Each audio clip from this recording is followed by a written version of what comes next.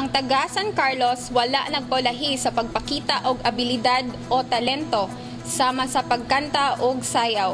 Samtang ang Metro Manila adunay Voice of the Philippines, ang San Carloseños muhimo usab og Drivers Edition sa Indigay sa Talento Season 5. Kini ikatulong hugna na ang pagsala sa mga hurado ni adtong Hunyo 15, 2013 sa mga contestants didto sa Rizal Square Public Plaza.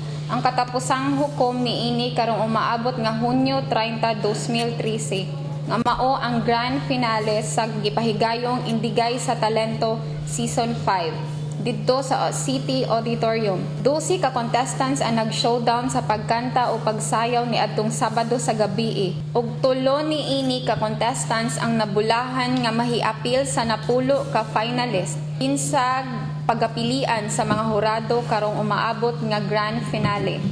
Tulo sa mga finalists nga naglangkob kanila ni Alberto Canoy Jr., pedicab driver taga Barangay Rizal, Romeo Destajo, motor cab driver taga Barangay Guadalupe, ug Mark De La Torre, pedicab driver taga Barangay 2. Ang mga hurado mao sila si Rizalyn Carmona, Jessie Lee Ibanez nga pulos nagtrabaho sa Bank of the Philippine Island ug si June Tortor sa City Waterworks Department bilang hulip ni June Cortez ni adtong higayuna. Nag-andam usab og presentation number ang mga finalist ug ang midaog sa Indigay sa Talento ni adtong niaging tuig.